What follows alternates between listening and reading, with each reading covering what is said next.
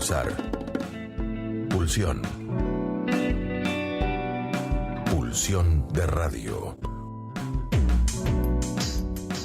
Un programa donde la cultura late y el inconsciente nunca falta a la cita.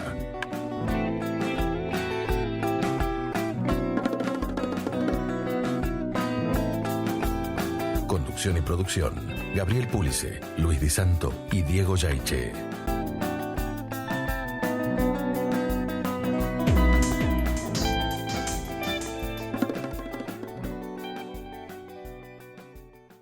Muy buenas noches a nuestra querida audiencia. Esto es Pulsión de Radio.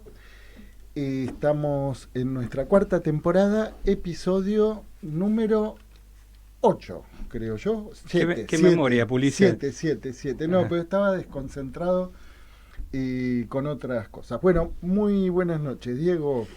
Muy buenas noches, Di Santo. ¿Cómo le va, amigos? ¿Cómo andan?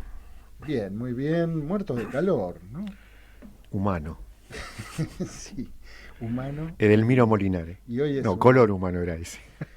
Bueno, pero humano es una palabra que nos permite introducir el programa de hoy, ¿no?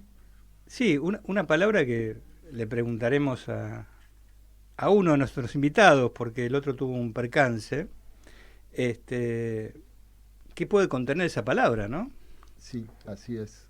Por lo menos es parte del título del libro que vamos a presentar hoy. Bueno, y hoy vamos a tener a nuestros invitados, que son dos, pero va a estar en representación de Adolfo Pérez Esquivel. Y en representación propia también, ¿no? En representación propia. Pablo Melicchio, Melicchio. Que ahora vamos a hacer después una pequeña presentación. Le vamos a pedir a Pablo Melicchio que presente él a Pérez Esquivel. Claro. Digamos, Sí. Obviamente el Premio Nobel de la Paz, pero bueno, que sea el que lo presente y bueno, que le cuente un poco también a la audiencia algo que tuvo algún problema y que no va a poder estar esta noche acá. Bueno, y vamos a tener en nuestra segunda hora, en el Rincón de los Libros. Bueno, vamos a tener a Germán Armando, desde la querida ciudad de Rosario, con Miguel Ángel Gómez, compilador del libro La experiencia de la letra, escritos colectivos, que es un libro de ensayos que reúne una polifonía de voces para pensar el cruce entre el psicoanálisis y la literatura, que se va a presentar en el patio andaluz del Museo Esteves el día... Bueno, se presentó. 16 de mayo, o sea, hoy se presentó a las 18 horas y contó con la presencia de los autores Karen Astudillo, Luciano Cadars, Martín Contino, Patricio Corradini, Miguel Ángel Gómez, Lucía González, Fabio Latorre, Carolina Rollero, Camila Simonit y edita Editorial Endoxa. Bien, o sea, el libro ya se presentó, pero justamente como ya se presentó, está a disposición de quienes lo quieran leer. Pero bueno, va a haber entonces bueno, como nos tiene acostumbrados Germán Armando, claro, una entrevista con uno de los autores y compilador. Claro, el delay fue por la diferencia horaria entre Rosario y Buenos Aires. Sí, porque estamos con 4 horas de diferencia con Rosario según en qué viajemos. Exactamente. Y después tenemos otra invitada hoy que nos va a visitar nada más y nada menos que Brenda Pelufo, presentando que presenta el unipersonal La intensidad de su luz. El espectáculo obtuvo el reconocimiento Actuación Destacada en la Fiesta Regional de Teatro Independiente 2023 de la provincia de Buenos Aires, organizada por la CTPI, y mención especial por actuación por la interpretación de Claudio Vélez, declarado de interés municipal en la ciudad de Quilmes.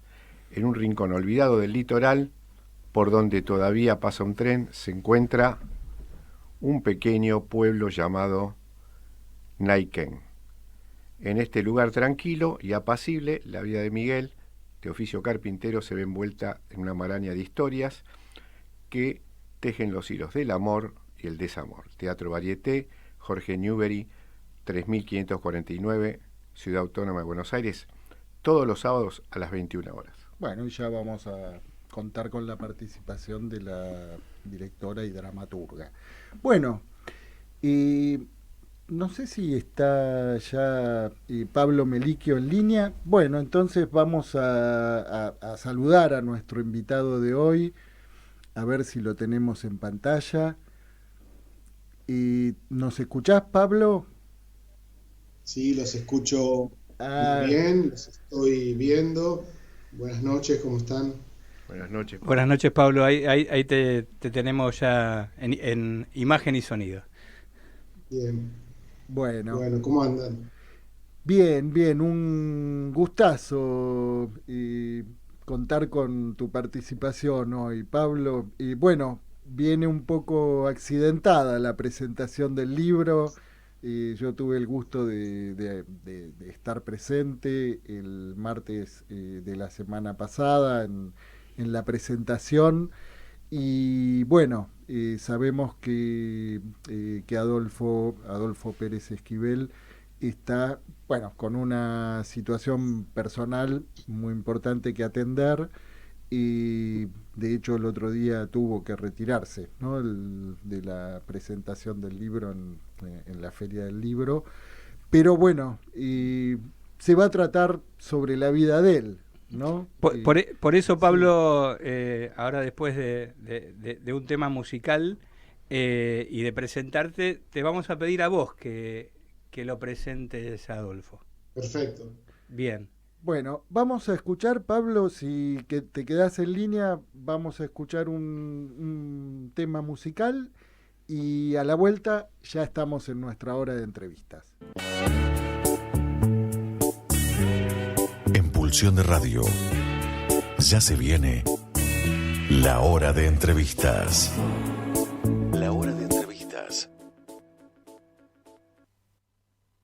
El invitado de esta noche es psicólogo y escritor. Justamente su labor como escritor ha estado marcado por experiencias de su trabajo con personas en situación de calle, en institutos de menores, en clínicas de salud mental. Su primera novela, Letra en la Sombra, que es del año 2008, ¿no?, fue elegida por el Ministerio de Cultura de la Ciudad de Buenos Aires para integrar la antología 12 narradores argentinos, y por el Ministerio de Cultura de la Nación para el catálogo Ficciones. Bueno, hay un libro muy importante del 2013, Las voces de abajo, ¿no, Pablo? Ese libro, sobre todo, es el que está marcado por tu experiencia de vida también, ¿no? Bueno, en el 2018 fue declarado Ciudadano Ilustre de Morón. Y bueno, no voy a nombrar todos los libros que ha escrito, fundamentalmente. En el 2019 escribió El lado norita de la vida, que publicó Marea, que es la misma editorial que ha publicado su último libro, ¿no?, del cual vamos a hablar hoy.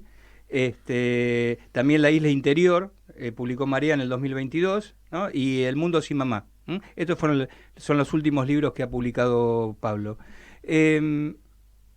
Bien, yo te voy a pedir, Pablo, que digamos que presentes, y a partir de ahí vamos a empezar con la conversación, a nuestro otro invitado, que bueno, como todos saben, fue Premio Nobel de la Paz, pero o es Premio Nobel de la Paz, ¿no? Es Premio Nobel de la Paz, y que bueno, que lo puedas presentar vos, ¿no? A tu manera, digamos. La mejor manera de presentarlo es un poco lo que vivió Gabriel y toda la gente que llenó la sala Bioy Casares en la Feria del Libro el martes pasado. Para mí era un momento muy especial compartir con Adolfo Pérez Esquivel la presentación del libro, pero ese mismo martes por la mañana, cuando yo lo llamo a Adolfo para ver si estaba todo bien para la presentación del libro, me dice: no lo veo bien a mi hijo, está muy flaco.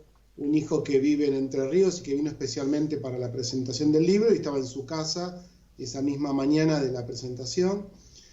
Y eso lo define Adolfo también con su mirada de padre, me dice, estoy preocupado, no lo veo bien a mi hijo, vamos a pedir un médico a domicilio. Y así fue aconteciendo mi tarde mientras yo estaba en el consultorio, sin saber si Adolfo iba a llegar a la presentación del libro. Nunca le pregunté porque me parecía que lo más importante era que se sepa qué le pasaba a su hijo. En el curso de la tarde me avisan que quede internado en la clínica, en el hospital italiano, y recién me entero que Adolfo deja a su hijo en observación en el hospital italiano y llega a la Feria del Libro sobre las 6 de la tarde. Damos una nota previa a la presentación con Osvaldo Quiroga, cada uno por su parte, una nota muy profunda, muy linda.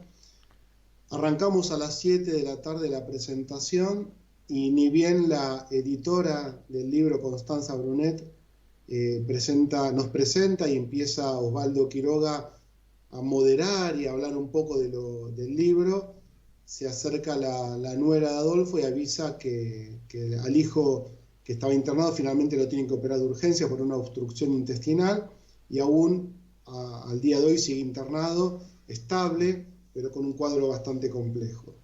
Así que ese es Adolfo Pérez Esquivel, también alguien que se ocupó de su hijo, que viene con mucho esfuerzo con sus 92 años a la Feria del Libro y que en el medio de la presentación se tiene que retirar y seguir ocupándose de su hijo. A los 92 años, ¿no? Yo hablé, ocupándose de su hijo a los 92 años, ¿no? Exactamente, ¿no? Un hijo de nuestra edad más o menos, que la mirada del papá fue fundamental para que quede internado y lo sanen.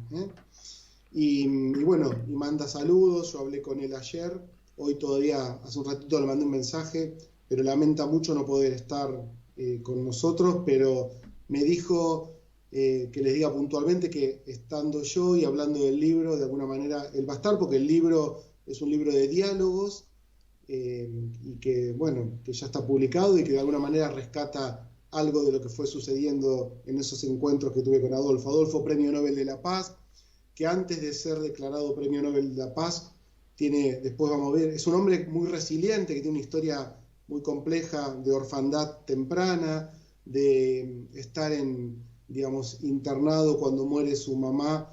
Su papá tiene que, de alguna manera repartir a los hijos en distintos lugares. Él queda en una escuelita de monjas, en un orfanato en la capital. Después con el tiempo puede salir porque el papá logra conseguir un trabajo y alquilar una pensión en La Boca y empieza a rescatar a los hijos. Y Adolfo vive muchas situaciones de pobreza, de situación de calle, de vender diarios.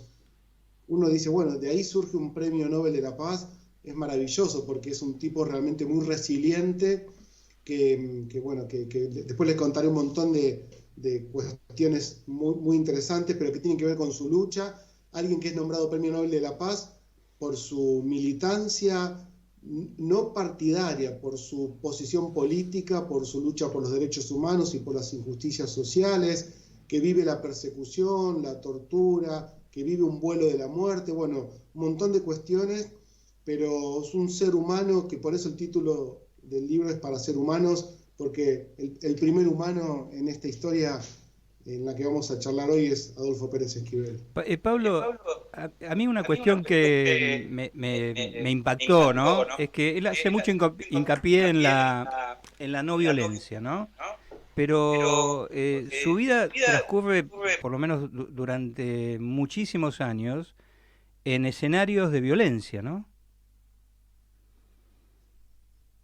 Digamos que la primera violencia es la muerte de la mamá. Uno podría decir que, yo pienso eso, es muy injusto, muy, muy violento que un niño de apenas 2 años pierda a su mamá, que después pierda a su papá, porque el papá no lo puede contener, no puede contener a esta familia, que quede en situación de pobreza y vulnerabilidad y de maltrato, porque también él en la orfandad y en las escuelas, en estos orfanatos de monjas, vive distintas formas de maltrato.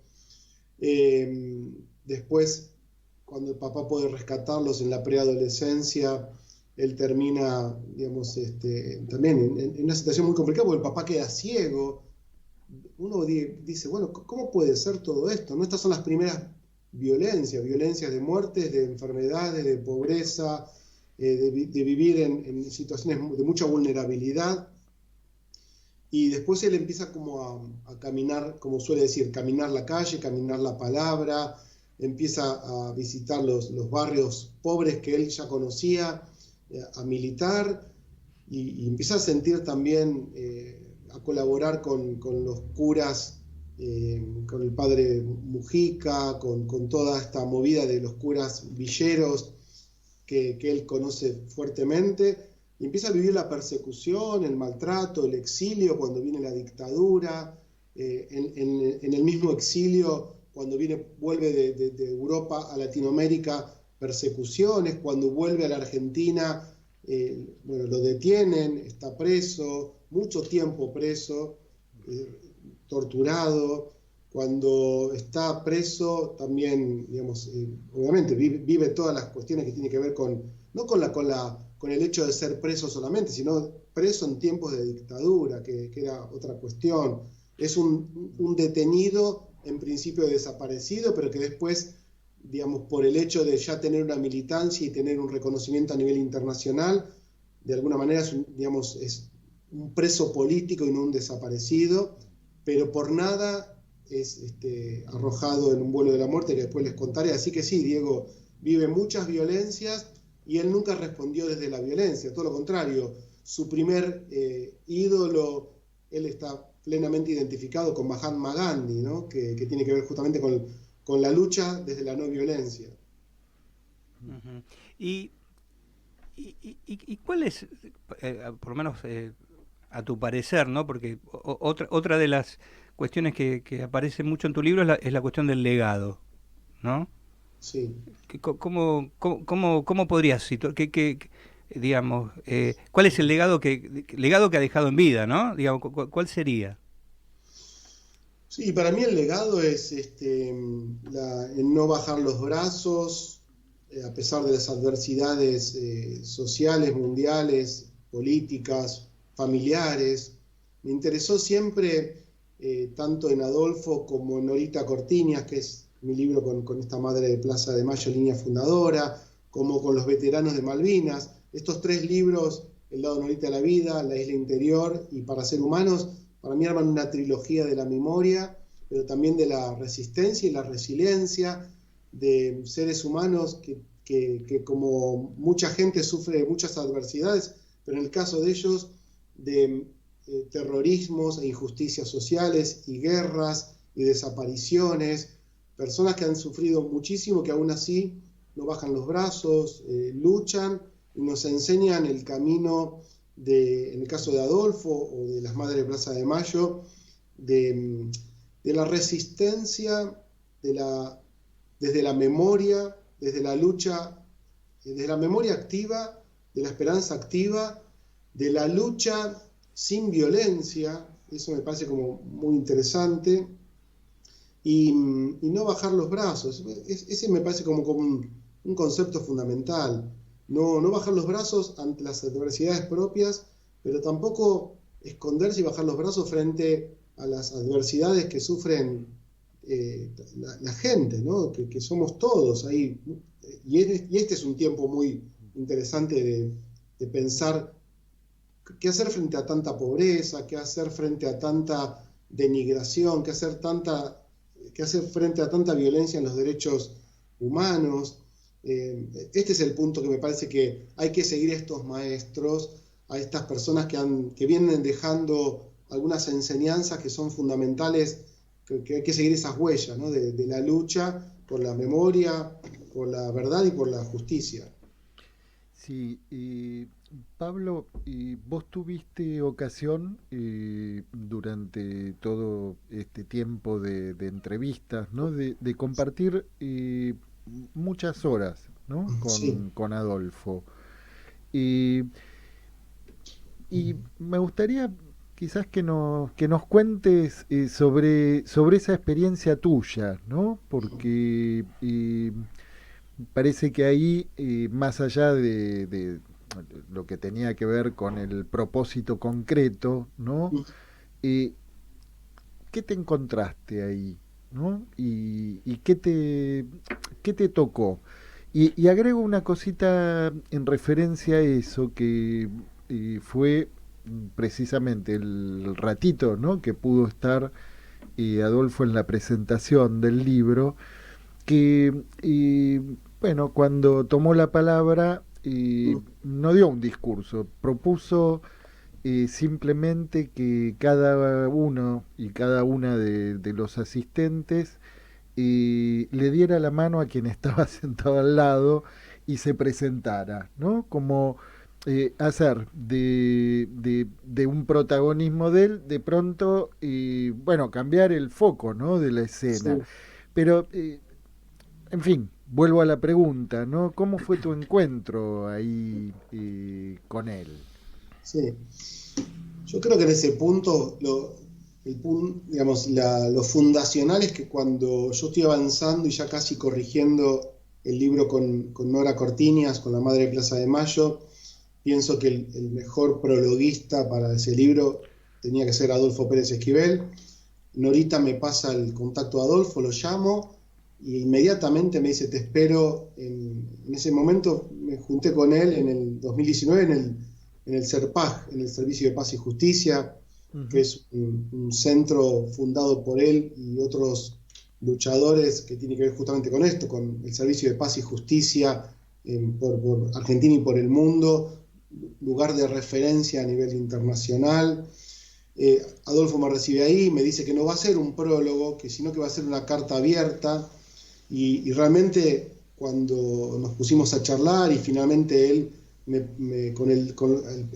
3 o 4 días después me manda esa carta abierta, alguien muy generoso, muy humilde, que hace una carta, por supuesto lee el libro que yo le paso, el manuscrito, y si tiene la posibilidad de leer esa puerta de entrada al libro, al lado de Norita de la Vida, te das cuenta que es alguien que tiene mucha experiencia de vida, y eso me parece fundamental. Por eso pienso en un legado, ¿no? Alguien que habla de caminar la vida, caminar la palabra, asociarse a favor de la paz y los derechos humanos.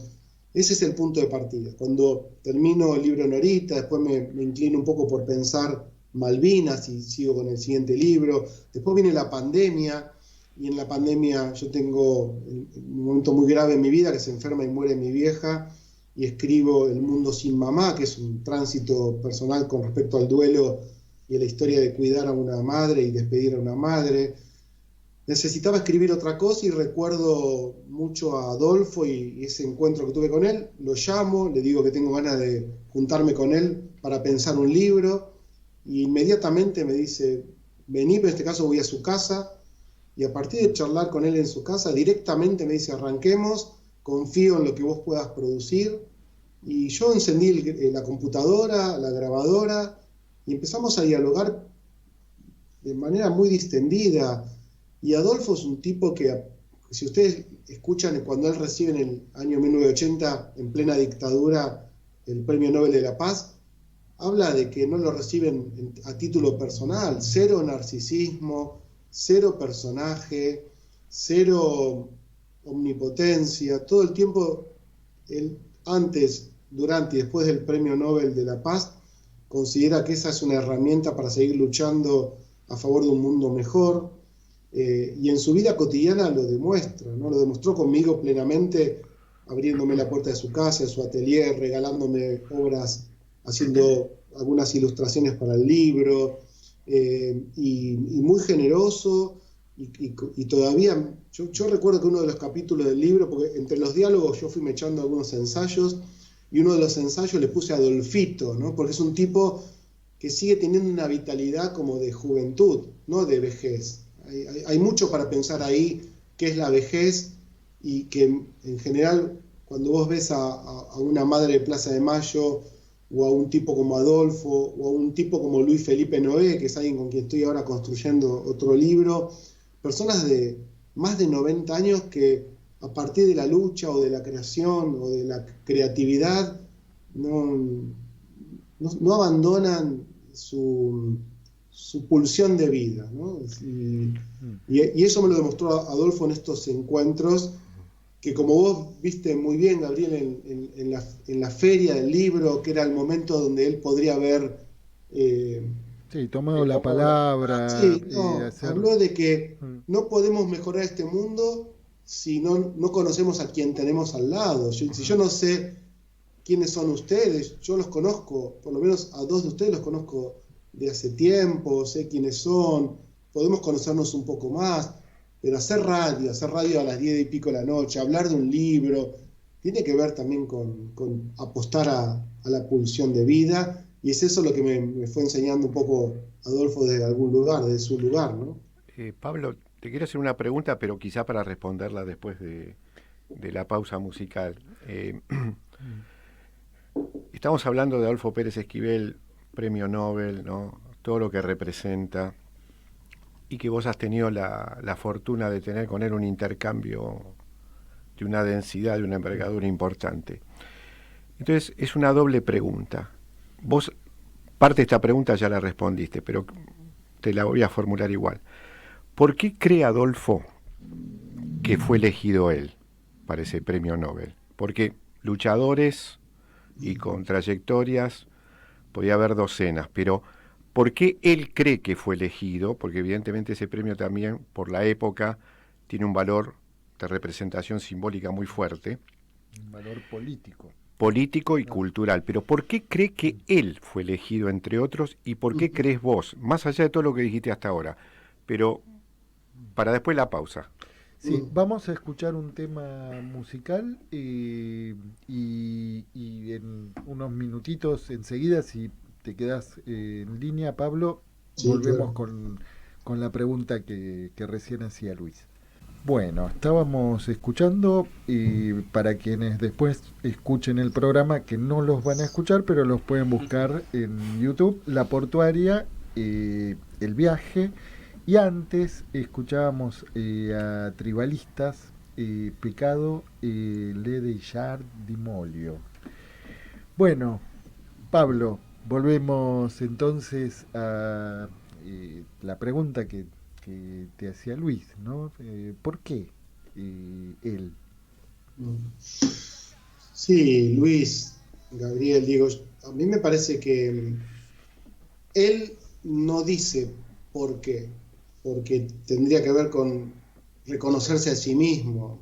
No termina de responder esa pregunta. Creo que cuando uno lee el libro, tanto yo como lectores y lectoras se van a dar cuenta las razones por las que Adolfo Pérez Esquivel, en tanto activista y luchador a favor de los derechos humanos, con la fundación del Servicio de Paz y Justicia en Argentina, en Latinoamérica y en el mundo, por su compromiso, es uno de los primeros que empieza a escuchar a las madres de Plaza de Mayo y a orientarlas.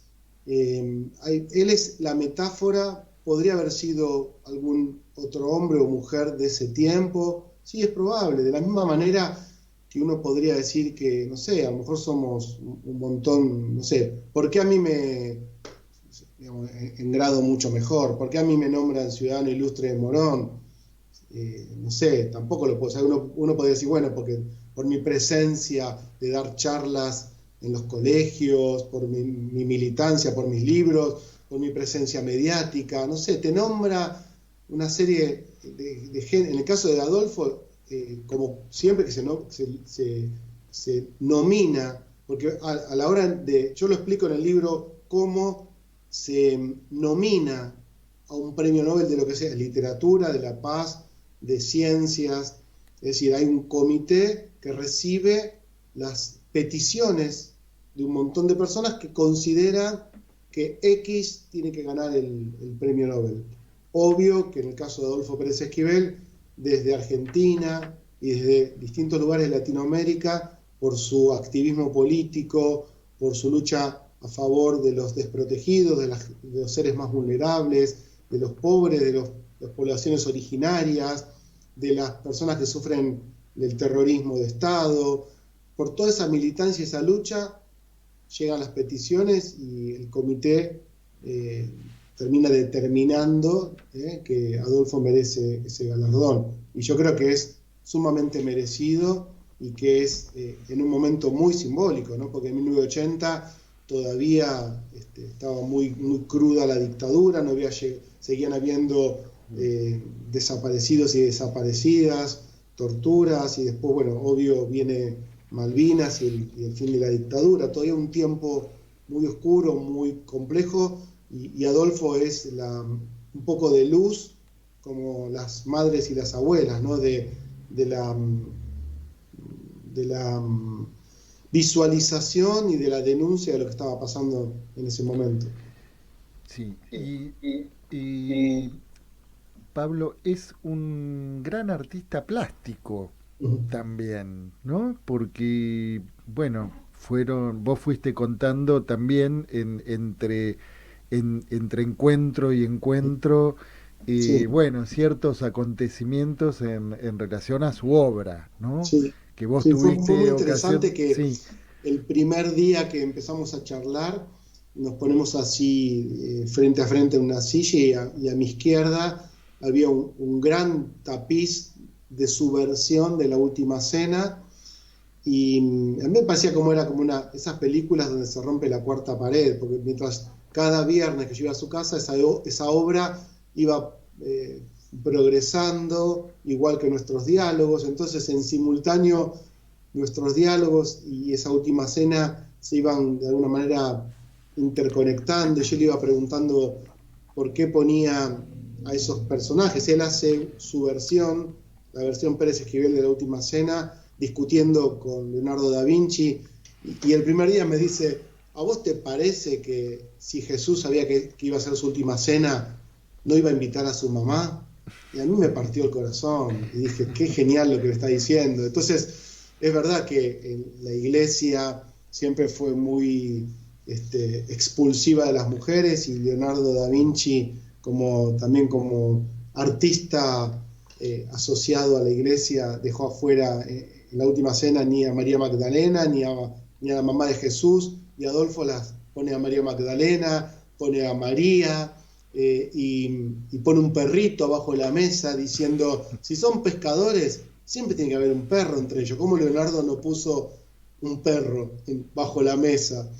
Y después no puso a los discípulos de Jesús, puso amigos de él con Jesús, a Leonardo Boff, al padre Angelelli. Bueno, es una obra maravillosa que va rompiendo un poco nuestro discurso y entrando en el libro.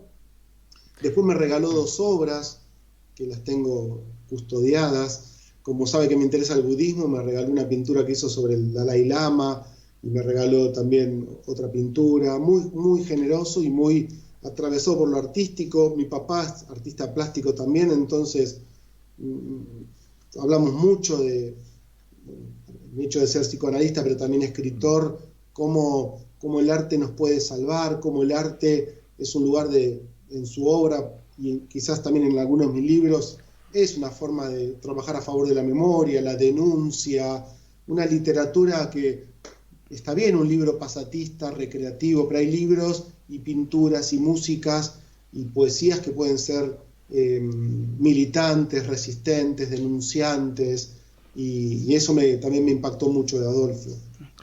Yo me hubiera gustado hacerle un par de preguntas a Adolfo, ¿no? Así que las planteo, no sé si podrás decir algo al respecto, ¿no? Porque después le compartís el video. Pero una pregunta era, digamos, a pesar de vos ubicás dentro del legado su lucha, o no, la lucha, la resistencia, etcétera. A pesar de su lucha, ¿cómo llegamos a esto, no? Que vivimos en este momento, no solo en nuestro país, ¿no? Sí. Y si somos una causa perdida, ¿no? Es muy bueno, Diego, pero vos sabés que yo te lo puedo responder casi con palabras de él, porque el libro se escribió, y esto es muy bueno, porque el libro, a mí me encanta eso de los libros, ¿no? que definen una época. Yo escribí el libro Norita en tiempos de macrismo, lo publicamos en el 19, pero entre el 18 y el 19 se construyó ese libro y los diálogos en la casa de Norita.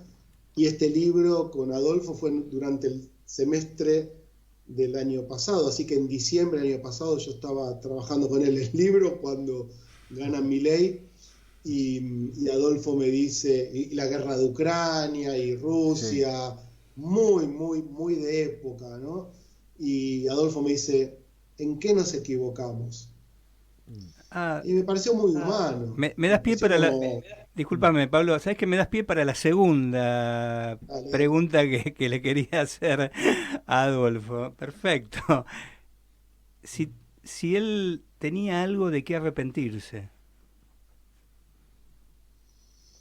Y es así, yo creo que tendría que hacer directamente a él. Yo lo que sí escuché es esto, ¿no? Que él hace mea culpa con respecto a, se apropia del momento y dice, algo hicimos mal para que esto suceda, pero de qué se arrepiente no, eso sí que no lo podría responder yo. Pero en esa, claro, pero tiene algo que ver con esto, ¿no? Digo, mi pregunta apunta a algo de esto. Después podrá haber tener algún tinte más personal, digamos, pero en principio apunta a esto que situás, ¿eh? Sí, yo creo que igual, no me lo dijo Adolfo, pero te lo podría decir yo, Diego, que todo lo que tiene que ver con derechos humanos, y esto un poco me lo contó Norita. Norita me decía, hay madres, hay abuelas y hay militantes de derechos humanos que se pusieron partidarios.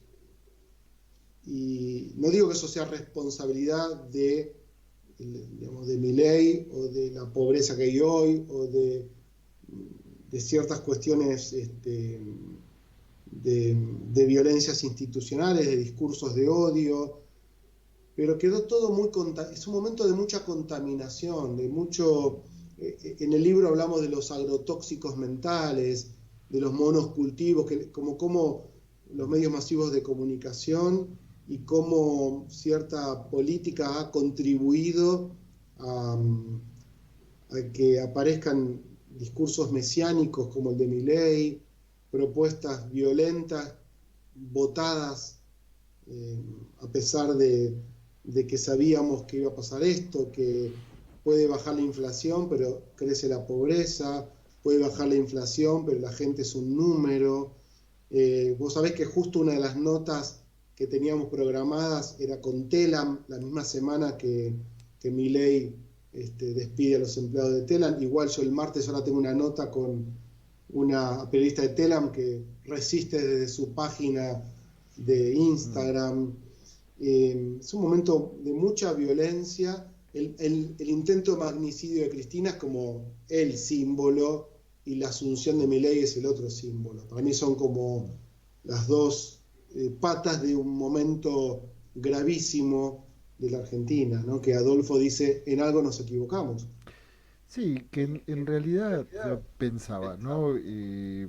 Tomar, siempre se puede pensar en qué nos equivocamos, ¿no? Pero también sería difícil pensar la posibilidad de no equivocarse nunca, ¿no? O que no necesariamente el resultado en qué se desembocó en esta época, no solo en la Argentina, no necesariamente tiene que ver con errores, porque sería pensar que habría algún modo, un buen modo de accionar políticamente para que el malestar en la cultura se disuelva para siempre, ¿no? Y eso no va a pasar. Ya sabemos que ya nos avisó alguien hace un siglo más o menos que eso no va a pasar, ¿no? Que hay algo que es estructural. Con lo cual parece que también podríamos pensar qué hubiera sido de nuestro país si no hubiera habido un Pérez Esquivel, ¿no? Si no hubiera habido, en fin, tantas personas, tanto esfuerzo, y que además me parece, ¿no? Que bueno, un libro como el que vos estás publicando, el libro sobre el lado Norita, y también, bueno, pasan a ser, más allá de que en este momento uno se pregunta cuándo es el momento oportuno para la publicación de un libro, ¿no? La otra vez cuando estuvo Silvia Lavairu también, en la presentación de un libro sobre su propia vida, ¿no? La llamada. Bueno, de pronto el libro se empezó a escribir hace un par de años. Nadie podría haber calculado que ese libro, lo mismo que el tuyo, iba a salir en un momento así, ¿no? Ahora, sería difícil pensar que es un momento inoportuno, ¿no? Sí, sí, sí, sí. Sí, yo creo que, claro, el malestar en la cultura va a estar siempre, somos seres humanos, cometemos errores, nos cuesta, hay una lucha entre la pulsión de vida y la muerte, las luces y las sombras, Virginia ya. el diablo, como uno quiera pensarlo, pero hay momentos donde hay un poco más de luz, un poco más de paz, un poco más de justicia social, hay momentos donde son un poco más justos, nunca enteramente justos. Sí. Pero bueno, creo que escuchar a una madre de Plaza de Mayo, una abuela de Plaza de Mayo, un Pérez Esquivel, son personas que te muestran que a pesar de la barbarie, siempre hay alguien que puede seguir luchando por los otros, porque esto lo hablé también con Norita, ¿no? Porque uno podría decir, bueno, una madre a la que le desaparecen un hijo y nunca más aparece, ¿qué hace con eso, no? Y yo decía, bueno, está Norita, pero también hubo madres que se suicidaron y padres que se suicidaron, hubo madres y padres con depresiones, que no pudieron, ¿no? Ser resilientes. Sí, sí, sí. Entonces, me parece que lo importante es aprender nosotros desde nuestra profesión, al menos yo desde el psicoanálisis, decir, bueno, ¿qué hacemos con el síntoma de la época? ¿Qué hacemos con cada época? ¿A quién escuchamos? ¿Quiénes son nuestros referentes? Pablo. Es esto, ¿no? Como que me parece que es importante escuchar, seguir escuchando. Y un libro, ¿sí? Humildemente creo que es como un ladrillo que puede construir una cultura de la resistencia, una cultura en este tiempo donde también está tan... Una memoria, ¿no? También. Sí, yo por eso decía al principio, para mí esos libros últimos 3 que publiqué en Marea son como una trilogía de la memoria que están ahí para quien quiera pensar un poco la historia. Pablo, yo quería retomar un poco la respuesta que le dabas en principio a Diego y después entró en la conversación Gabriel y sobre el mismo tema, ¿no? A mí me da la impresión que viendo la trayectoria de Pérez Esquivel, que él siempre fue muy cuidadoso de mantener el tema de los derechos humanos independiente de los gobiernos de turno, ¿sí? Incluso en los gobiernos que pudiesen favorecer el tema de los derechos humanos. ¿Esto por qué fue? Porque, digamos, para no presuponer, porque me parece que esa fue una actitud de él, pero quiero saber si realmente vos la has podido confirmar en las conversaciones, Sí. y cuál fue el fundamento de mantener ese tema aparte, ¿no? de que quede como independiente de las gestiones gubernamentales, aunque sean favorables a los temas de los derechos humanos. Sí, por eso hubo una división en las Madres de Plaza de Mayo. Ustedes sabrán que si bien no se presentaban del todo, esto no se dice mucho, pero Norita Cortiñas, los jueves no, la línea de Norita no marchaba con Eve, había una división, Eve quedó muy pegada al kirchnerismo, Tati Almeida también, hubo madres, abuelas y militantes de los derechos humanos que encontraron, yo no juzgo esto, encontraron en determinada posición partidaria cierta empatía, los tendenciosos dirán beneficios, y no estaría mal algunos beneficios a favor de los derechos humanos, pero Norita Cortiñas y Adolfo, que son las dos personas que yo conozco mucho, prefirieron, y no se les conocen ni se les va a conocer ninguna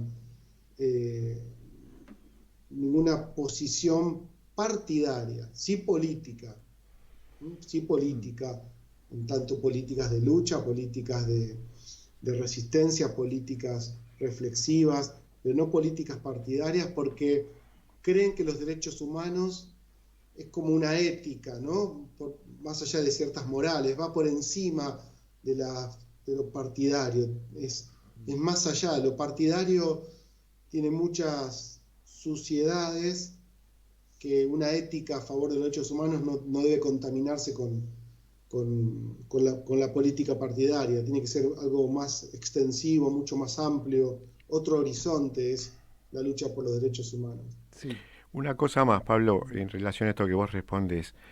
Algunos sostienen que los ataques actuales al tema de derechos humanos no van a llegar a destino, precisamente por esto que vos acabas de decir, porque hay un sector importante de los luchadores y militantes de derechos humanos, y que esto ha calado en gran parte de la población, que es un tema que es aparte de que tenga que ver una gestión o que tenga que ver con otra, que esto es lo que en definitiva va a hacer que el tema de derechos humanos, más allá de que es algo universal y que hay leyes al respecto, va a resistir estos embates de reescribir parte de la historia o de desvirtuarla.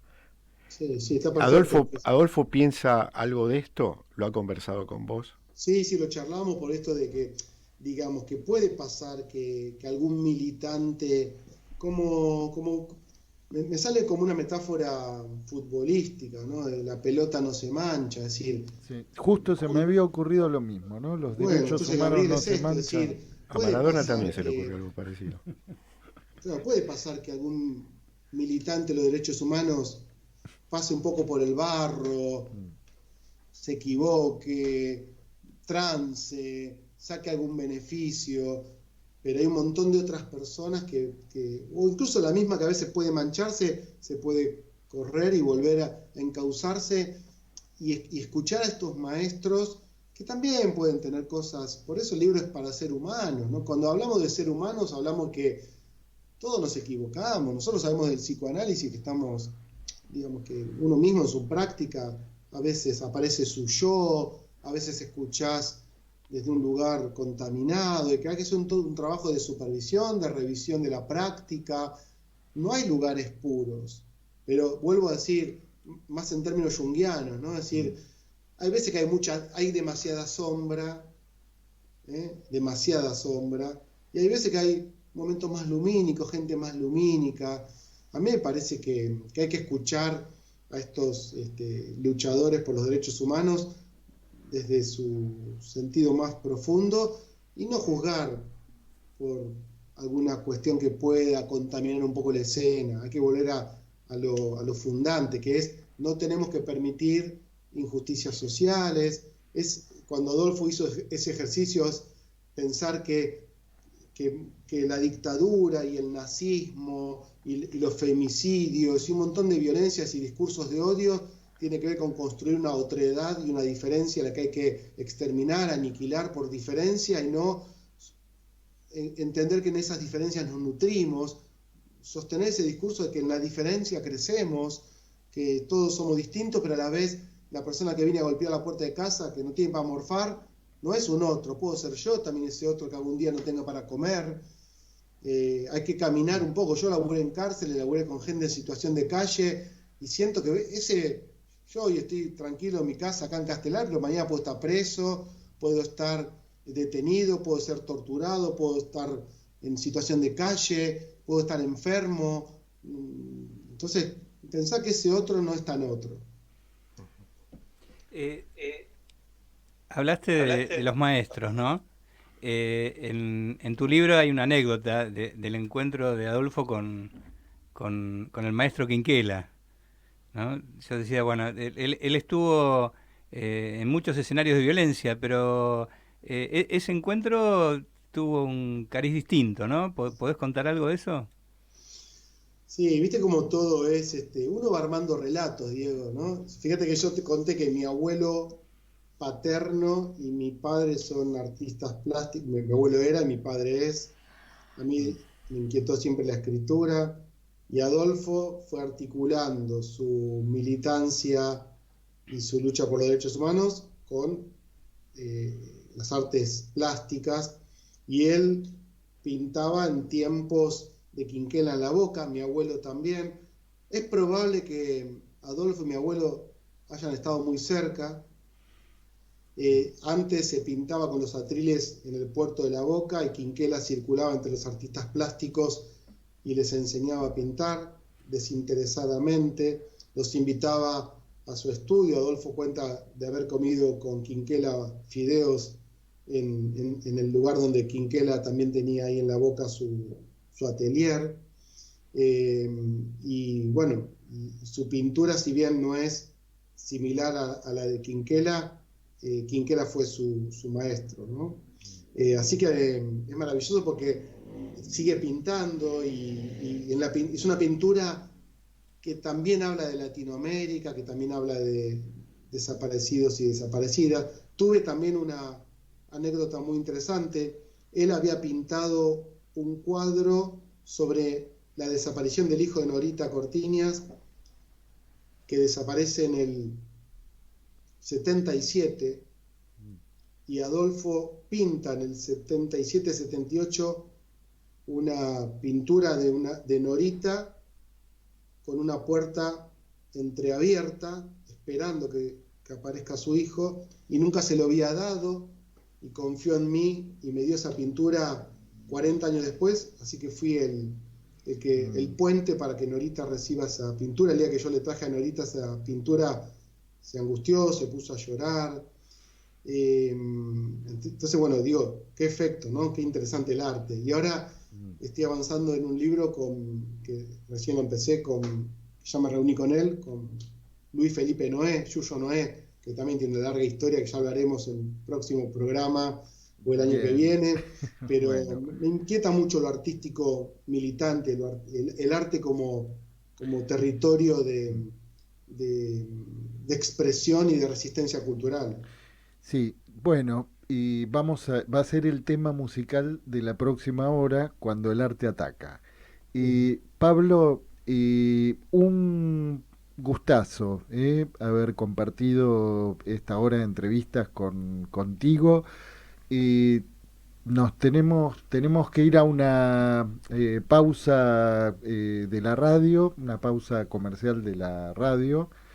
Pero bueno, te queremos agradecer. Sí, Diego. Y bueno, y el año que viene te invitaremos a que nos comentes de tu proyecto, que seguramente ya va a estar muy avanzado.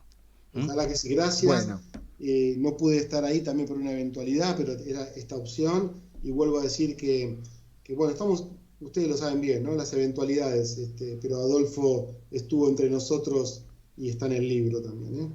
Bueno, te mandamos un fuerte abrazo. Por favor, hacerle llegar también a Adolfo nuestros saludos y esperemos que todo vaya bien. Y bueno, ahora sí, nos vamos a una pausa, y a la vuelta estamos con nuestra invitada de la Agenda Cultural, con Brenda Pelufo. En Pulsión de Radio, la Agenda Cultural late. Bueno, ahora sí, estamos otra vez en el aire. Y bueno, estamos aquí en compañía de Brenda Pelufo. ¿Qué tal? Muy buenas noches, Brenda. ¿Qué tal? ¿Cómo va? ¿Todo bien? Bien, muy bien, muy bien. Bueno, bienvenida a Pulsión de Radio. Y bueno, venís en representación. No es un gran elenco, ¿no? Justamente no. Es un elenco. Es un elenco. Sí, vengo en representación de La intensidad de su luz, que justamente es un unipersonal. Lo que siempre me gusta como aclarar, que es que a pesar de que sea un unipersonal, es imposible en el teatro que no haya trabajo colectivo. porque hay una escenógrafa, hay una fotógrafa, hay una diseñadora gráfica, hay un diseñador de luces, entonces digo, siempre es colectivo, pero bueno, en este caso, al ser pocos integrantes, al ser uno, es como siempre nos dividimos la tarea entre el actor y en este caso yo que soy la directora y la dramaturga. Bien, el actor, ¿de quién estamos hablando? Él se llama Claudio Belis. Es oriundo es muy importante para el que yo diga esto. Es oriundo. Es oriundo de San Francisco Solano, ¿no? Que esto queda en la localidad de Quilmes, y él hace muchísimos años trabaja en el barrio, es una ciudad, ¿no? Pero tenemos como esa tendencia a decir el barrio por la cultura. Él ha trabajado en muchas oportunidades como actor en Capital Federal, pero digamos como que la mayor parte de su carrera de gestión cultural y trabajo como director y como profe, como docente, es en San Francisco Solano. Es en el pueblo. Es en el pueblo, totalmente. Yo soy oriunda también de San Francisco Solano, pero me vine a vivir ya acá hace varios años porque 12 creo, y por esta cuestión de la lejanía, y un día escuché a una chica cordobesa en el IUNA, ¿no? Que ahora es la UNA, que dijo, Dios está en todas partes pero atiende en la capital, y es un poco cierto eso. La verdad es que nosotros viviendo en Ciudad de Buenos Aires, prácticamente de toda la vida, nunca nos encontramos. Mira, es verdad, es verdad, bueno, es verdad. Claro, porque ahí va la otra frase. Dios es infalible, pero no siempre está disponible. Totalmente, totalmente. Así que, bueno, eso. Bueno, y por lo que estuvimos viendo en la información preliminar, es un espectáculo y un actor particularmente multipremiado. Sí, la verdad es como que fue bien, lo mismo, pasó en el pueblo, ¿no? Pero digo, pero fue muy bien con la obra. Nosotros tuvimos un proceso súper largo, que se dio así porque también estuvo interrumpido por la pandemia, y la verdad es como que trabajamos un montón, pero fue súper lindo poder presentarlo y ver la repercusión en el público, en los jurados de los festivales. A él le han dado menciones, a Claudia le han dado menciones por su labor como actor, y eso es algo que nos llena de orgullo, porque digo, a ver, como directoras, digo, ¿no? Sin que esté mi nombre en esa mención, digo, yo me sentía parte, porque digo, habíamos trabajado un montón para esa construcción, ¿no? Y digo, en general en el teatro es muy olvidable el rol del director, de la directora, no es como en el cine. Y más, imagínense en un unipersonal, ¿no? Claro. Es como que... Pero parece que todo lo hace él. Todo lo hace él. Claro, y se lleva los premios. Totalmente, encima. Y hay algo que también, digo, no me quiero poner, digo, en feminazi, pero digo, hay algo que a veces también sucede, que es como que cuando hay un director hombre es más visible que cuando hay una directora mujer. No quiere decir que no tengamos lugares y que los estemos ocupando y que haya mucha más apertura con eso. Pero bueno, es algo que por más que me incluyo, nos hagamos como los progre, a mí también me pasa que quizás hay más directores hombres que admiro que mujeres, y le doy más chance. Entonces digo, hay algo en eso también que es real. Sí. Y contanos de la obra. Bueno, la obra transcurre en un pueblo del litoral que se llama Naiquén, que el otro día en la función que hicimos de prensa estuvo bueno porque una señora se acercó y nos dijo que le parecía interesante que se nombre un pueblo, que me dijo que probablemente no existe en ese pueblo en el norte, y no existe. O en el sur, porque suena mapuche. En realidad, claro, nosotros cuando nos pusimos a investigar vimos que había un pueblo medio fantasma en el sur que tenía un nombre parecido, y empezamos como a investigar dentro del dialecto, algo que hable como justamente de lo que nosotros contamos en la obra, que es como de un pueblo perdido, de la desesperanza del amor, y no, la verdad es que no me acuerdo qué significaba Naiquén, pero era como que venía como anillo al dedo. Dijimos, vamos a ponerle, significa algo. Entonces dijimos, vamos a ponerle Naiquén. Es como el Macondo argentino, algo así, de la Patagonia. Totalmente. Entonces le pusimos Naiquén, que sí, es de la Patagonia, pero que nos parecía que estaba piola que bueno, que suceda en el norte, y digo que siga como alimentando ese mundo de la ficción, ¿no? Que como los Simpson, que uno dice Springfield y Springfield no está donde está Springfield, pero no importa, es ficción. Sí. ¿Y qué pasa en Springfield? En Springfield. ¿Qué pasa en Naiken? No, la historia realmente es una historia sencilla. Es un carpintero que vive en este pueblo, que vive muy, muy pegado al pasado, y no esta frase de que todo pasado fue mejor que el presente que tenemos y todas estas cosas que siempre nos enganchamos, y que nos gusta un poco decir y ponernos románticos. Y que se pone justamente a rememorar en el recuerdo situaciones distintas que le pasaron a él en la infancia y en su adolescencia. Y ahí se habla un poco del desamor, del amor, de los vínculos familiares. Es muy importante el vínculo que él tiene con sus primas, con su tía. Él fue criado entre mujeres y todo eso lo sitúa, ¿no? Un poco como en un contexto donde, bueno, hay determinados mandatos en estas prácticas por ahí matriarcales que hay, y que está la figura de masculina, pero como más ausente, como que se nombra el hombre, pero el hombre está trabajando a lo mejor, no sé, gendarme, y no está... Cuando venga tu papá. Algo así, ¿no? Claro, eso. Sí, es esa situación. Y aparece un pariente lejano, un niño a la familia, que hace que él tenga alguien con quien jugar, y bueno, ahí empieza como a ver de otra manera el mundo, ¿no? Él dice, fue como una bocanada de agua fresca que haya llegado, porque me saca un poco de este mundo de mujeres. Así que eso es básicamente cómo arranca la obra, y es lo que sucede. Y después, bueno, sí, se va eso desarrollando en los vínculos familiares, toca por ahí muchos temas que son universales de justamente de los vínculos, del mandato, de la muerte, de la vida, de los sueños, de las frustraciones, de las reciprocidades, de las no reciprocidades, que es lo que más ocurre en la vida, en todos los aspectos, ¿no? Entonces, es sencilla, pero todos nos sentimos un poco como atravesados por eso. Sencilla, pero potente. Bueno, sí, supongo, sí, no lo quiero decir yo. Vamos a verla. Por eso, no lo quiero decir yo eso. El protagonista, más allá de la edad que tiene el actor. Sí.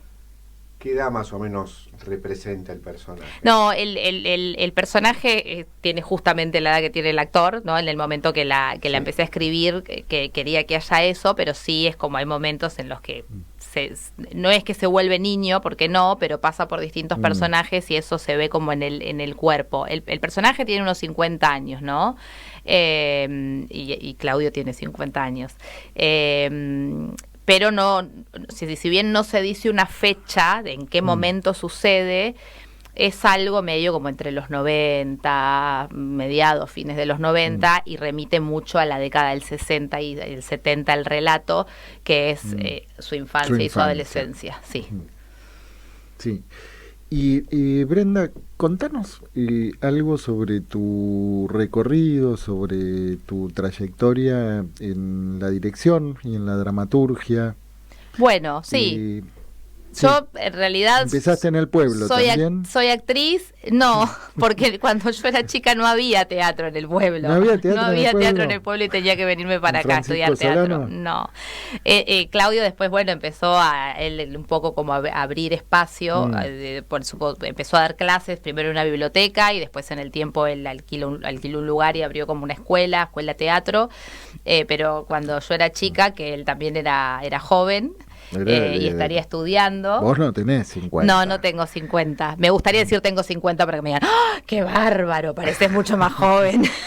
Te conservás muy bien. Claro, ¿no? Es como, eso sería, tengo 50, sí. Pero no tengo 50. Tengo 39. Y yo no te pregunto. No, pero lo cuento porque, bueno, no pasa nada. Todavía no me molesta decirlos, quizás en un tiempo ya no los quiera decir. Y bueno, no había teatro, entonces me venía a estudiar teatro hasta Capital. Justamente ayer hablaba con mi esposo del sacrificio que era para mi familia venir hasta acá, ¿no? Mi abuela pagaba la cuota, que digo, era un gesto muy generoso de parte de ella, pero hacía el balance de que sentía que el esfuerzo que hacía mi viejo, que no pagaba la cuota, sentía que era más grande que el de pagar la cuota, porque mi viejo se comía 2 horas de viaje de Solano para llegar a Belgrano, 2 horas esperándome para que yo haga el curso, y 2 horas para volvernos desde Belgrano hasta Solano. Y claro, eran 6 horas que mi viejo le destinaba a que yo haga teatro, y que hoy en el tiempo digo, estuvo bien, pero no sé si...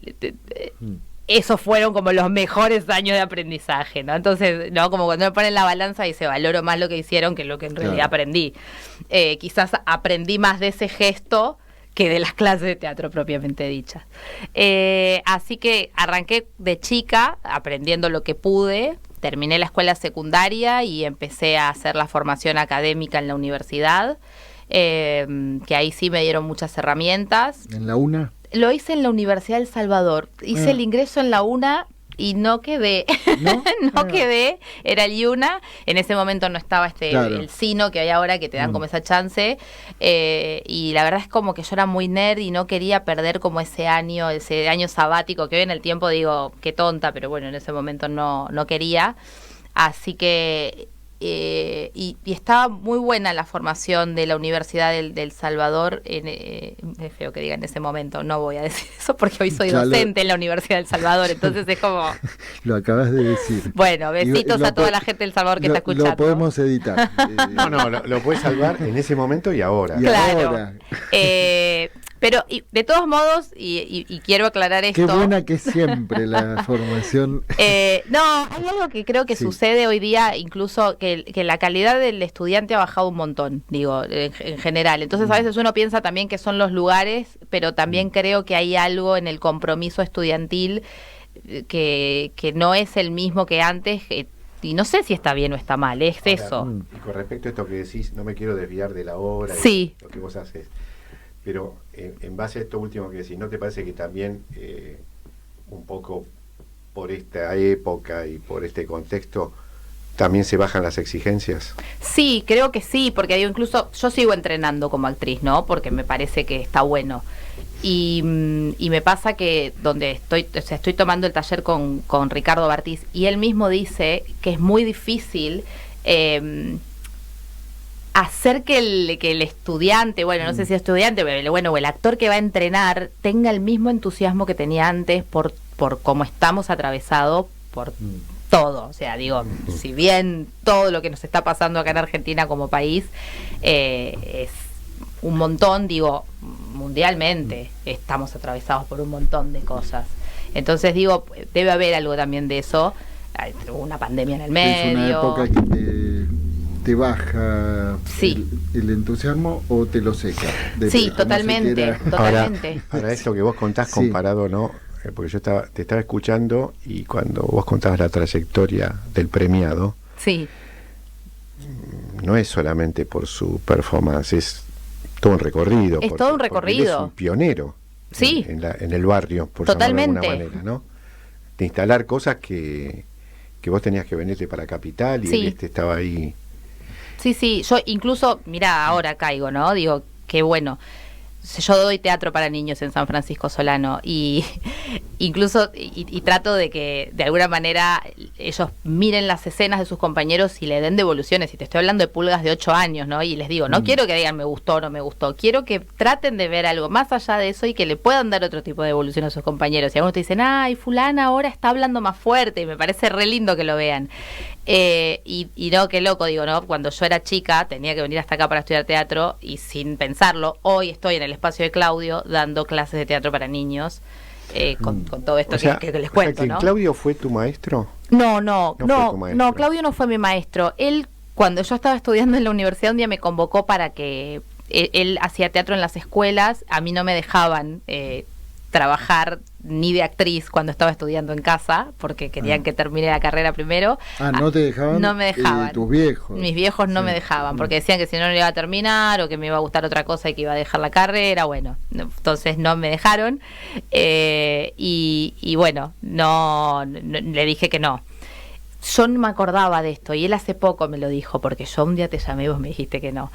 Y ahí me acordé. Y después lo que terminó sucediendo es que en el 2017, el verano del 2017, yo tenía un unipersonal que lo estrené acá en el 2016. En el 2017 fui a hacer temporada a Mar del Plata y a la obra, el unipersonal lo nominaron. Mejor unipersonal y mejor actuación femenina a mí. No me gané ninguna, pero para mí fue una locura. O sea, yo me iba manejando y me volvía, en el medio fundí el auto, o sea, pasaron un montón de cosas, pero era como que sentía que por primera vez jugaba en primera, ¿no? Me nominaban con gente muy grosa del ámbito, me nominaron con Marcelo Savignone, que el premio lo ganó él, y cuando yo vi lo que era la nominación, era como... No hay dudas que lo va a ganar él, pero para mí ya el premio era poder estar en esa nominación. Y él me escribe, saludándome, felicitándome, diciéndome que estaba muy contento porque sabía que yo era de Solano y que había llegado hasta ese lugar. Y me invita a actuar a su espacio.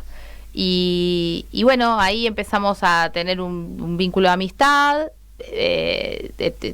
Cuando vi el unipersonal le gustó, me pidió si le escribía un unipersonal, medio como que, bueno, no sabía, porque digo, es difícil, bueno, para mí es difícil escribir, ¿no? Me sorprende esa gente que te dice en una tarde escribí una obra porque no entiendo cómo hacen, o sea, no lo entiendo, bueno, dudo, dudo mucho, no soy un genio, me lleva tiempo escribir. Y ahí, bueno, empecé a preguntarle cosas de su vida, de qué quería que hablemos, y así empezó a surgir la dramaturgia. Y la verdad es como que se fue construyendo con mucho tiempo, con mucha paciencia. ¿Cuánto del carpintero tiene de él? Bueno, algunas cosas sí. Él, por ejemplo, de chico miraba muchas novelas con la mamá. Entonces había algo de ese universo que él quería que esté. Y digo, si lo hubiese escuchado, esto hubiese sido Piel Naranja. Y le dije, no, pará, o sea, no podemos. Pero hay mucho de esa cosa de los vínculos cruzados. A él le gusta la prima, digo, no hago spoiler porque apenas empieza lo blanquea. Entonces es como, hay muchas cosas de esas, de ese universo de telenovela. Y después él quería que haya música italiana, y yo había un momento que le quería meter un chamamé por el lugar en el que lo estamos situando, y él quería que sea música italiana y sentía que si había un chamamé no tenía nada que ver, y al final el chamamé lo terminé cambiando por el trotamundos, y me dio mucho laburo de ver cómo eso combinaba y no quedaba extraño. Entonces Naiken también termina siendo un pueblo que tiene mucha corriente migratoria italiana, para que la totalidad se sostenga, ¿no? Desde algún lugar. Así que hay bastante. O Él sea, quería se fue que tenga un tren. transformando el pueblo. Sí, se fue transformando el pueblo. Hay una que es mía personal de mi mamá, que, bueno, lo cuento rápidamente. Bueno, no lo cuento porque quiero que la vayan a ver. Después se los cuento fuera del aire. No sé. Pero bueno, hay una que es graciosa porque era muy polémico en los 80, casarse embarazada, y bueno, nada, se casaban, no decían nada, y después nacía el pibe y era como no te daban los cálculos, ¿cómo tan pronto? ¿No? Bueno, y de eso hay se habla un chicos que poco. nacen más pronto. Y se habla un poco de eso en la obra. Sí. Se habla un poco de eso, de qué bien que nacen y qué enteritos con tan poquitos meses. Así que sí, se fue construyendo mucho desde ese lugar. De carpintero Claudio no tiene nada, lo hemos tenido que coachear porque no lo tiene, pero uno lo ve y no se da cuenta. ¿Cómo haces? ¿Lo mandás a una carpintería que se curta un poco como carpintero? Yo vendía muebles hace muchos años, o sea, soy un poco carpintera. Entonces era como lo veía lijar y le decía, Claudio, pero vos no agarraste en tu vida una lija, aparte unas manos divinas de actor, él es docente de literatura, tiene unas manos divinas de docente, y bueno, fue un poco, ¿no? Como el martillo con más fuerza. Sí. Después tuvo un coach actoral, Pablo Micosi, que es un comediante, me encanta cómo trabaja Pablo, y más me gusta cómo te hace, a mí me coachó también para el unipersonal, ¿no? Cómo te hace llegar a lugares por ahí desconocidos. Creo que estuvo como invitado Pablo. Y sí, porque Pablo hacía espectáculos acá en el Paseo de la Plaza, sí. Entonces supongo que sí. Y hace muchos años está como en los escenarios. Y él lo coacheó, fue un laburo súper interesante el que hizo. Y también ahí hay como cierta ferocidad que uno puede llegar a ver en el personaje. Pues digo ferocidad y ahora van a pensar que van a ver una obra no, porque ahora no están así, pero digo para el carpintero feroz. El carpintero feroz, exactamente. Sí. Pero digo, sí hay algo que no está en la esencia de Claudio. Él es muy sensible, no es muy docente de literatura, y claro, el carpintero tiene que tener cierta cosa rústica que él no tiene. Y que hemos tratado de ir buscando para que eso aparezca. O sea, te tuviste que raspar un poco las manos. Sí, exacto, así. Le vamos a mirar las manos. Le van a mirar primero las manos. Lo vamos a mirar. Cuando... a ver, claro, qué tan ásperas las tiene. Sí, así Luis, que sí. Vos querías... No, estaba por decirte algo, preguntarte, que en esto de mujer orquesta que sos, ¿no? O sea, actriz... vendedora de muebles. No, digo, actriz, directora... Ilustradora de manos. Claro. Actriz, directora, escritora, ¿no? O sea, ¿qué te queda de eso en cómo pensás el teatro? ¿Cómo pensás tu posición en el teatro? Bueno, yo siempre uso una frase en broma, pero un poco en serio, que es como si no produzco teatro, no me llaman, ¿no? Entonces digo, creo que hay algo en eso. Lo peleo mucho internamente porque me encantaría que me llamen y no tener que producir, pero muchas veces me pasa que gente que me conoce me dicen, che, pero tendrías como que reabrazar esa parte porque es súper difícil, ¿no? Eso. Pero... creo que esas ganas que uno a veces tiene de contar, de compartir, es el impulso, es el motor para hacer cosas y justamente compartirlas. No me imagino eso, no me puedo imaginar la vida no generando algo, ya sea, también trabajo como docente, entonces siempre estoy montando alguna obra, si sea con alumnos, si sea algo mucho más pequeño, ¿no? Pero siento, qué sé yo, como mi formación, lo más abarcativo es desde la actriz, y todo lo otro terminó sucediendo porque se dio de alguna manera, ¿no? Empecé a escribir porque gestionar los derechos de las cosas que me gustaban eran un quilombo y no me daban los derechos o me tenían dando vueltas y se me acercaba la fecha de estreno y qué voy a hacer con esto. Entonces un día dije, voy a empezar a escribir y el que le gusta, buenísimo, el que no le gusta, no. Después me fui formando y me parece que es súper importante formarse, porque da herramientas y porque te abre un montón la cabeza. Con la dirección me pasó algo parecido. Estaba en un proyecto con una señora que íbamos a actuar las dos, la persona que quería que nos dirija nos dio vuelta, y en un momento le dije, vamos a hacer una cosa, vamos a llamar a una actriz y yo me pongo a dirigir el proyecto porque se nos viene la fecha de estreno y no tenemos nada. Y ahí empecé a dirigir, que no era un plan tampoco. Lo primero que dirigí creo que tenía 28 años y esta cosa, ¿no? Mi concepción en mi cabeza era como, voy a empezar a dirigir después de que haga mucho teatro y mi cabeza esté de esta manera, y no, y como que uno tenga, no sé, 52 años, ¿no? Como que uno hace como todo un plan, que la vida es como es y no como la imaginamos. Me quedé pensando en esto que vos decías del actor que, bueno, que es profesor de literatura y costaba lo del carpintero, sí, ¿no? Y digo, y no se pensó en una cosa intermedia como un ebanista. Como un ebanista. Sí, no, digo, tampoco es como que bueno. Que acá el colega viene de familia, ¿no? Padre ebanista, claro, y luego panadero. Mira, claro. Por cuestiones socioeconómicas. Claro. Sí, no sé, el tema de la carpintería...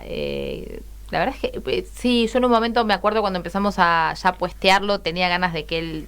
de que con el escenógrafo hagamos un mueble y él lo arme en escena, y terminaba no pudiendo hacerlo porque era un quilombo, no podía decir la letra, y a veces no, uno también ve como, bueno, o sea, justo hoy lo hablaba con Eduardo Pavelic, que fue maestro mío y que también me dirigió, que lo estaba invitando a que venga a ver la obra, justamente de eso, ¿no? De que a veces uno como director quiere imponer lo que quiere que esté en la puesta y después terminás dándote cuenta de que es más interesante tratar de encontrar un lenguaje entre los dos, que los dos estemos cómodos que yo pueda potenciar nada de eso, ¿no? Como tu forma, la pueda potenciar de la mejor manera y no que yo me quede con un capricho de lo que yo quiero que vos cuentes. Así que sí, cuando la vean se van a dar cuenta que digo, está ahí de carpintero y hace algunas cosas, pero que es podría ser pescador. Sí, sí. O ebanista. Bueno, y pasanos para compartir nuevamente la información respecto de, en dónde, sí, cuándo, a qué hora. Bueno, pueden venir a vernos al Teatro Varieté, aquí en Capital Federal, los días sábados a las 21 horas. Esto está situado en la calle Jorge Newbery 3549, está al lado del Teatro Gargantúa y a media cuadra de Córdoba. Y ajá, para los que por ahí son más del audiovisual, está a una cuadrita de donde antes estaba Polka. O sea, digo, ¿no? Como... Sí, está muy cerquita del Galpón de Guevara. También, sí, de donde antes era... El Centro Cultural Carlos Gardel, también ahí en Córdoba y Jorge Newbery. Está cerca del Regio. El que es del complejo. Del Teatro del Perro. Bueno, sí, también es ahí toda una movida por ahí. Una movida ahí. Exacto. ¿No? Que es como para ir a quedarse. Sí, y aparte, totalmente. Y aparte hay muchas cervecerías, cafeterías nuevas, todo por la zona. Así que ¿hay también, hoteles ahí? No lo sé, pero habría que averiguar. Claro, y ya duermen. Te ves todo, claro. Ya que sí. Sí. Bueno, ¿y eso en qué días y en qué horario? Los días sábados a las 21 horas. Bien. Las entradas las pueden sacar en boletería o las pueden también gestionar por alternativa teatral, si las quieren pagar con tarjeta de crédito, de débito, eso por alternativa teatral, y en boletería con efectivo. Bueno. O Mercado Pago. Sí, o lo que patacones. También, ¿no? sí. También hacen en cualquier momento. En cualquier momento empezamos. En cualquier momento. Bueno, muchas gracias a ustedes por venir. Y nosotros nos tenemos que ir a una pausa musical y a la vuelta nos vamos a Rosario, que bueno, como anunciamos... si la diferencia horaria nos deja.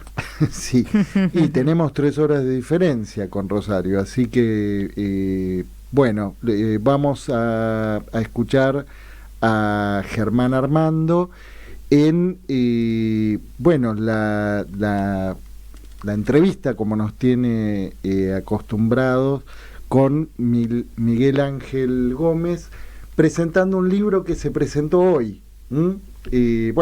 Que ahora dejamos la presentación en la voz de los protagonistas. Bueno, vamos a una pausa. Muchas gracias. Gracias a ustedes. Y a la vuelta, Germán Armando desde Rosario en el Rincón de los Libros.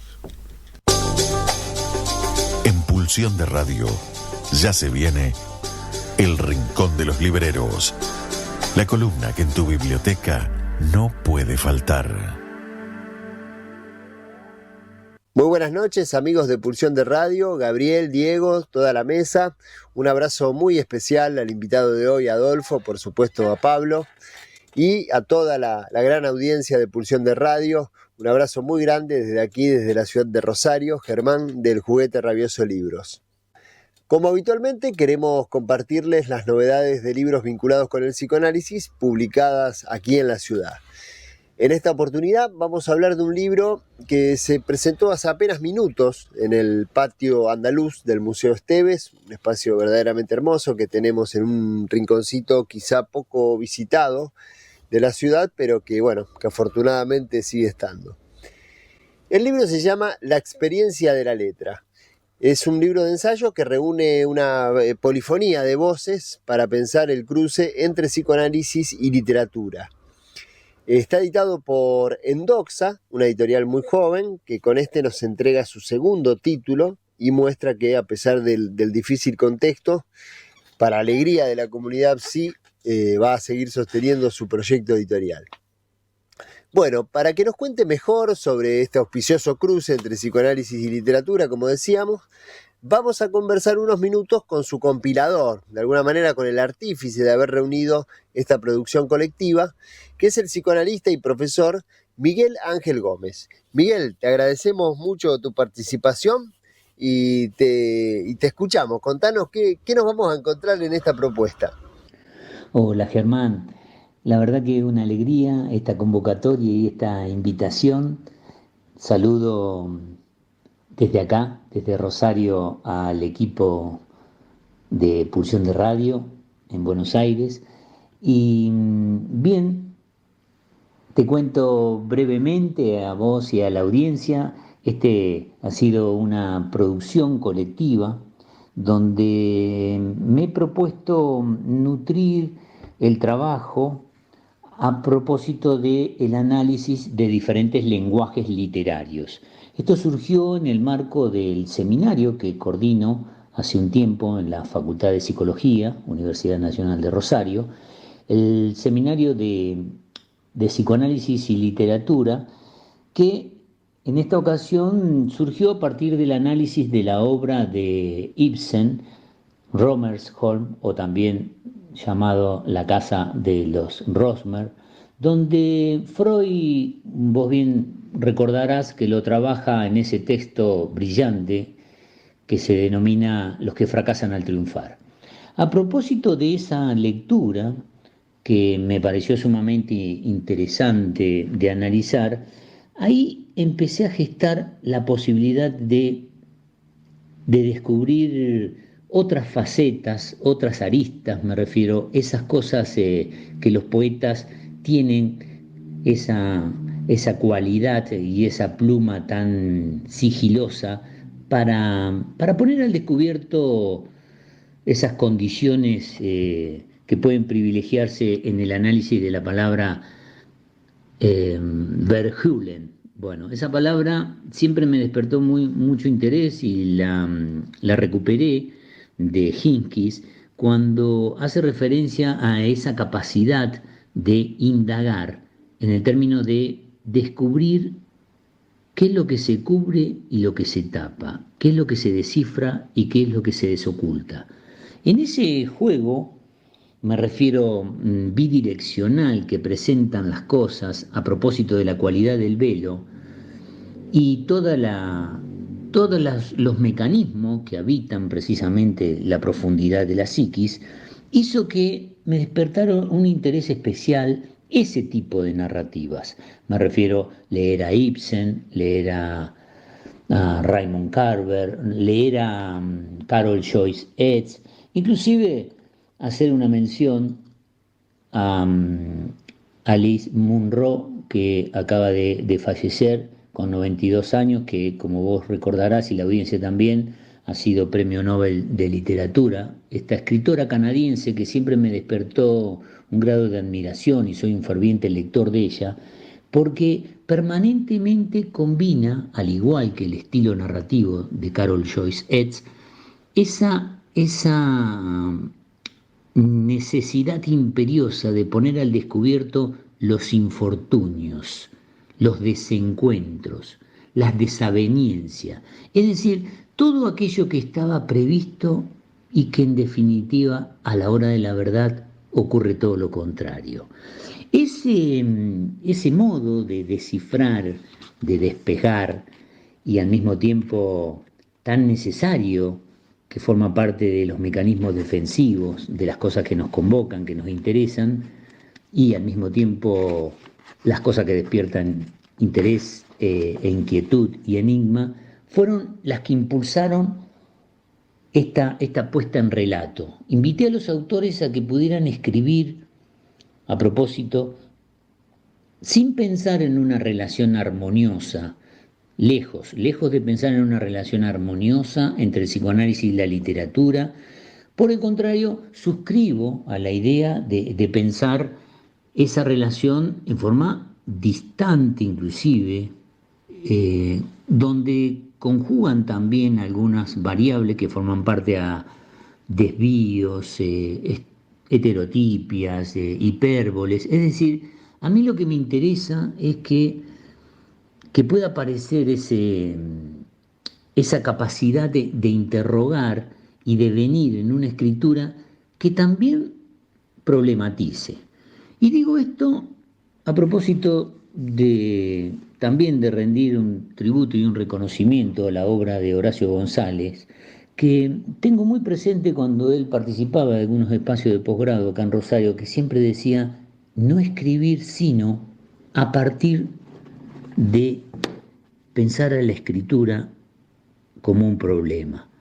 No escribir sobre ningún problema si ese escribir no se constituye en un problema. Entonces ahí, en esa instancia, me refiero, es donde pude inscribir algo del orden de la incomodidad, algo del orden de la necesidad imperiosa de decir y de comentar, pero sin perder de vista que hay cosas que son del orden de lo indecible, que no por eso dejan de repetirse, negarse o ocultarse. Entonces, en esa dirección fueron planteados esta polifonía de voces, diferentes géneros literarios, donde privilegiamos ese análisis discursivo a partir de pensar esa pulsión. Ustedes que están haciendo referencia al programa, y me parece que es sumamente interesante ese significante tan poderoso. Yo propuse en el seminario y en los autores de esta serie de ensayos que convergen en este libro a que la fuerza de las pulsiones ingobernables también formen parte de una reflexión y una elaboración simbólica, es decir, que los personajes puedan acceder a una verdad y que en su síntoma hable, incomode y no por eso deje de provocar algún grado de perturbación y conmoción en el lector. A mí me interesa eso, me interesa que pueda haber un grado de escritura acerca del orden de lo indecible, de lo innombrable, porque ahí también suscribimos, quienes pensamos desde una perspectiva del psicoanálisis, como también hay interesantes trabajos, al menos acá, en este libro, desde una perspectiva esquizoanalítica, me refiero con una fluida lectura acerca de, por ejemplo, de la obra de Deleuze, haciendo dos de los trabajos, inclusive lo nombro porque me parecía sumamente interesante, de El jugador de Dostoyevsky, entre otros. Entonces, esas escenas y esas aguas turbulentas, me refiero que forman parte de el carácter de lo indecible e insondable, son las cosas que nos privilegiaron que pudiéramos armar y dejarnos habitar por esta experiencia de la letra. Y además quiero comentar y compartir con vos, que seguramente lo conocen, y también debo reconocer que tiene un público también de mucha admiración en Buenos Aires. En este libro hay dos referentes que yo me he formado y he hecho grupo de estudios y que son dos, a mi criterio, dos leyendas del psicoanálisis, como lo son el doctor Pablo Sobke y Juan Bautista Ritbo.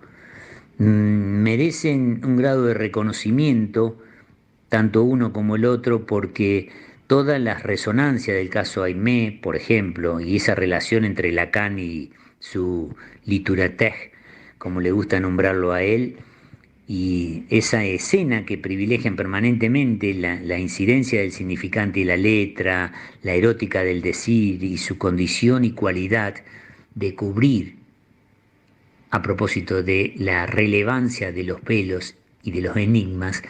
Yo estoy muy nutrido por la obra y por las enseñanzas, tanto de Pablo como de Juan Bautista Ritbo. Y en ese sentido, que hayan aceptado escribir algo en este libro, a mí me llena de satisfacción, y en el acto de presentación del libro hice mención a esto porque no es un dato menor, me refiero, porque siempre puedo dar cuenta que las transferencias pretéritas forman parte también del acto de la escritura, y en eso puedo sintetizarlo de este modo, que me parece que es mucho más claro y sencillo. Dime quién te escucha y te diré como preguntas. A veces yo lo pienso en ese sentido. Dime a quién has leído y quién te ha escuchado para devenir en una escritura. ¿Y cómo se escribe? ¿Cómo se escribe hoy?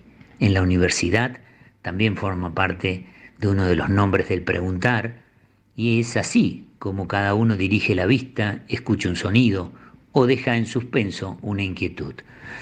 He tenido muchísimas dificultades para poder trabajar en esta dirección, pero los autores han tenido toda la libertad para abrir esas puertas y esos intereses, pensando en privilegiar algo que se esconda, que se encubra o se niegue, porque de esa estofa estamos hechos constitutivamente, y en esa estofa es la que privilegia también el ejercicio de la práctica clínica. Así que, para concluir, en ese intersticio donde la vacilación y la inconstancia de ánimo y la incomodidad a veces son una pulsión poderosa, nosotros intentamos impulsar a la acción, me refiero, para no dejarnos ni doblegar ni dominar, y al mismo tiempo poner el acento en algunas de las obras a propósito de diferentes lenguajes literarios, como por ejemplo leer a Dostoyevsky, a Goethe, a Shakespeare, a Borges, entre otros. Hay algunos artículos que son muy interesantes, y en el caso mío un análisis sobre la obra de Roger Pla, que es un reconocido escritor que a veces no ha sido muy tenido en cuenta en algunos ámbitos literarios, y que para mí es brillante la manera narrativa que tiene para dar cuenta de la idiosincrasia de la sociedad. Bárbaro, Miguel. Por cierto que has hecho una gran invitación al libro. ¿Te parece que recorramos un poco los textos que lo componen? Bien, este libro ha sido una producción colectiva, te vuelvo a reiterar, y hemos tenido la ocasión de trabajar muchísimas cosas, también desde la perspectiva que les ha interesado a más de uno. Entonces hay algunos artículos que giran en torno a las huellas de hastío, por ejemplo, en La pluma de Pessoa de Juan Ros, otros los destinos indeclinables o la posible ironía desde una perspectiva analítica en la lectura de algunos cuentos de Borges, Los 7 locos de Roberto Art y La irrupción de lo siniestro, posible deslizamiento de la perversión en Lolita de Vladimir Nabokov, Fórmulas y fórmula bloque en Bartleby, El escribiente, La adicción maquínica, una lectura esquizoanalítica del jugador de Dostoyevsky, y, para completar, Literatura y o psicoanálisis de Juan Bautista Ritbo, y el otro texto, Esbozo de la serpiente, de Pablo Socke. Bárbaro, Miguel Ángel, muchísimas gracias por tu tiempo. Has hecho un convite sumamente atractivo, da muchas ganas de ya tener el libro en la mano. Repetimos entonces: La experiencia de la letra, psicoanálisis, literatura, un volumen colectivo, coordinado y compilado por Miguel Ángel Gómez.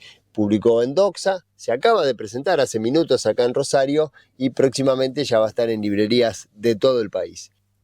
Bueno, y con esto cerramos, nos despedimos, mandamos un gran abrazo desde acá de Rosario a la mesa y a toda la audiencia, y les deseamos que terminen un muy buen programa.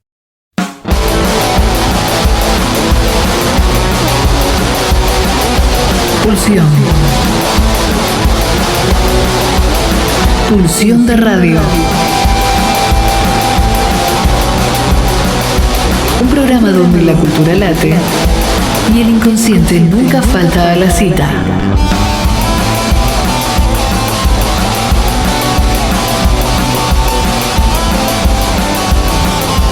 Nos volvemos a encontrar el próximo jueves de 22 a 24 aquí, en la RZ.